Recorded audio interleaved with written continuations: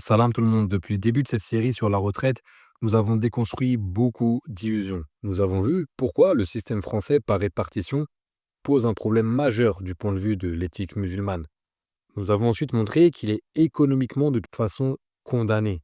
Nous avons réfléchi ensuite à ce que serait un système plus cohérent en accord avec nos principes religieux. Et nous avons posé une réalité incontournable. Aujourd'hui, un musulman doit préparer sa retraite individuellement. Il n'y a pas le choix. Dans la vidéo précédente, nous avons commencé à comparer plusieurs classes d'actifs. Aujourd'hui, nous allons aller encore un petit peu plus loin. La question centrale est simple. Quel actif protège réellement la valeur de votre travail sur 30 ou sur 40 ans? Pas sur un seul cycle, pas sur 3 ans, pas sur une phase d'euphorie de marché, mais sur une génération. Avant de commencer, je vous rappelle juste rapidement que j'ai écrit un livre qui s'appelle Bitcoin est-il obligatoire en islam? Il est entièrement gratuit, il se lit très rapidement et il fait à peine 60 pages. Il vous donnera une vision complète de la monnaie, de son histoire, de son rôle dans l'islam et du rôle que peut jouer Bitcoin dans notre contexte actuel. Donc n'hésitez pas à le lire, je le redis, il est entièrement gratuit, le lien est en description. Pas besoin d'email, il n'y a pas de souscription, juste vous le téléchargez et je vous laisse revenir dans les commentaires me dire ce que vous en aurez pensé, ça me fera énormément plaisir. Maintenant, ceci étant dit, entrons dans le cœur du sujet. Je vous affiche normalement à l'écran un tableau comparatif. Nous allons noter à chaque actif de 0 à 5 selon 6 critères. La conformité à l'éthique musulmane, une résistance à l'inflation, la transmission, la liquidité, la transportabilité, la résistance à la censure. Regardons les faits. Premier critère, la conformité à l'éthique musulmane. Le cash en monnaie fiat. Évidemment, la note de 0 sur 5. Complètement haram. Il est adossé à un système basé sur la dette permanente et à la création monétaire illimitée.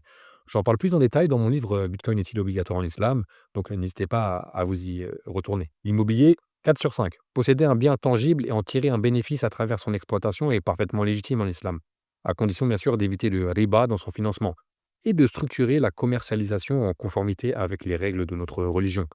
Les sous-cooks, 5 sur 5. Ils ont été conçus pour proposer une alternative aux obligations conventionnelles dans le cadre de la finance musulmane. Les actions, 4 sur 5. Certaines entreprises respectent des principes moraux solides, d'autres complètement non conformes. Cela demande donc du discernement. Il est impératif de se former pour éviter de choisir des actions non conformes à notre éthique.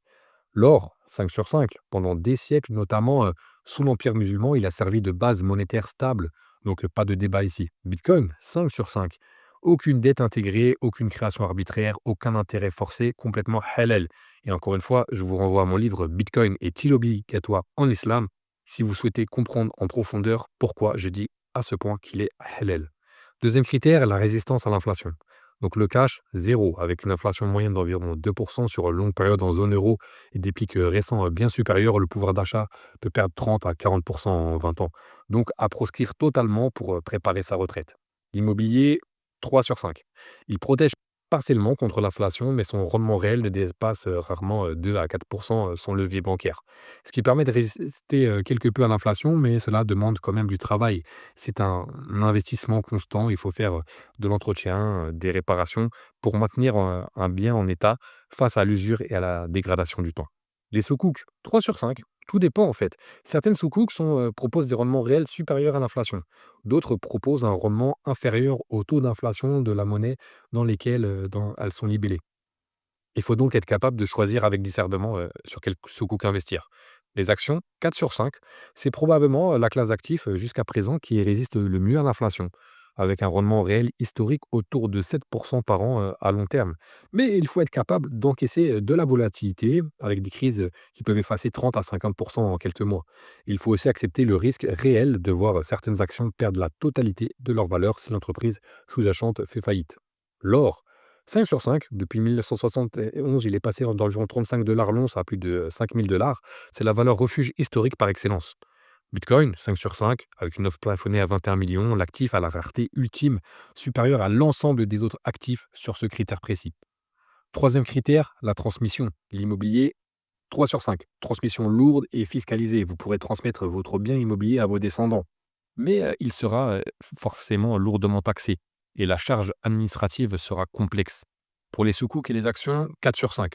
C'est facile à transmettre si c'est bien structuré juridiquement. Il est possible d'optimiser la fiscalité sur la transmission.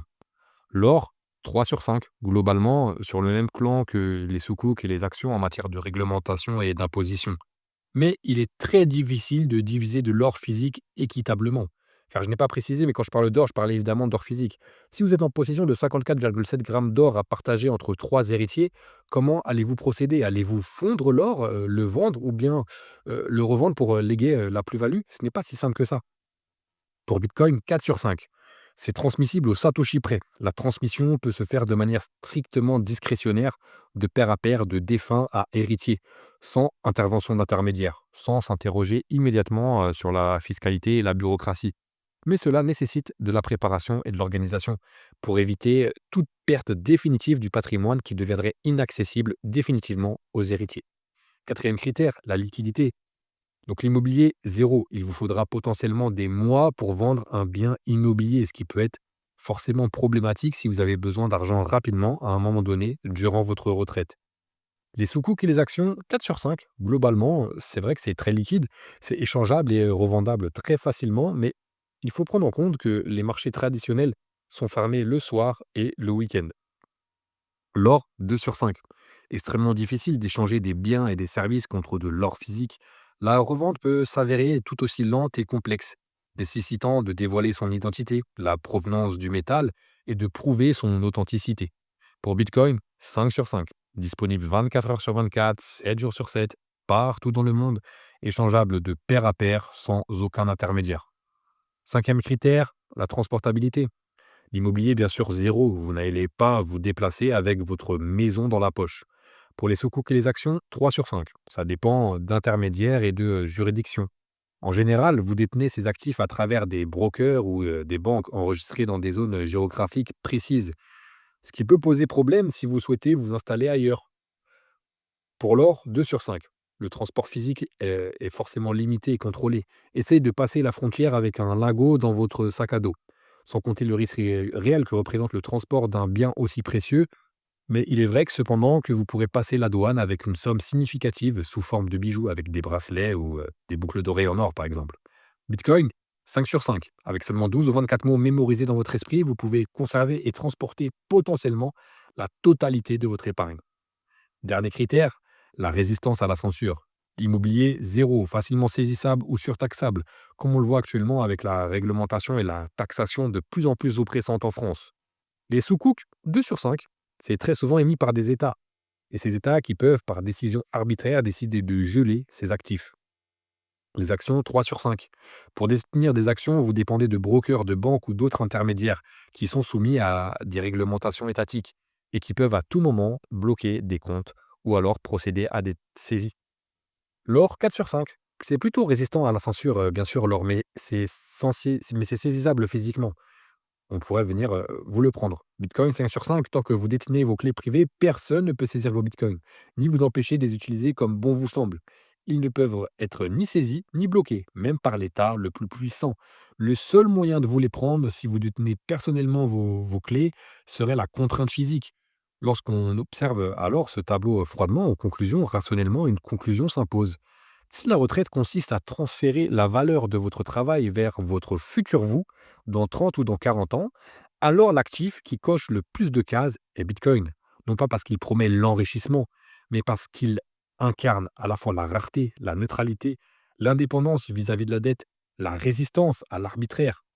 Vous remarquerez que je n'ai pas parlé de devenir riche, je n'ai pas parlé de prix multiplié par 1000, je n'ai pas promis la richesse facile. En fait, tout simplement, je ne me suis même pas intéressé au prix ici. J'ai simplement analysé froidement les caractéristiques fondamentales de cette monnaie, en les comparant aux autres actifs. Et ma conclusion est claire, c'est simplement le meilleur outil à notre disposition pour tous, et en particulier pour nous, musulmans, pour conserver de la valeur dans le temps. Attention cependant, Bitcoin, oui, est volatile. Il demande de la patience, de la discipline, de la compréhension. Mais la retraite n'est pas une stratégie de court terme, c'est un projet de vie. Le véritable danger n'est peut-être pas la volatilité. Le véritable danger est l'érosion lente d'un système monétaire fondé sur la dette permanente. Dans une prochaine vidéo, je vous expliquerai très concrètement et techniquement comment moi je m'organise pour préparer ma retraite avec Bitcoin. Alors abonnez-vous pour ne pas la louper. Salam.